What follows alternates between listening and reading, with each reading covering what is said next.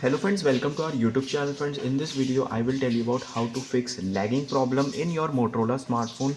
So friends, if you are charging your smartphone while playing games, it will definitely heat your device and also give very slow performance. So first you have to open your settings, click on search, right here refresh rate here and click on display refresh rate.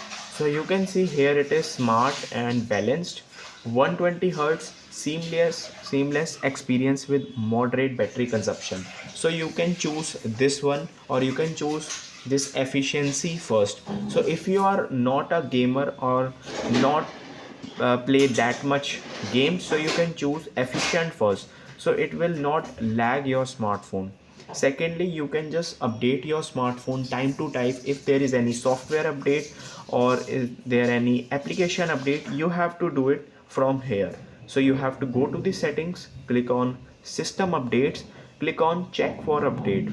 Now it is checking, everything looks good, it means you are on the latest software.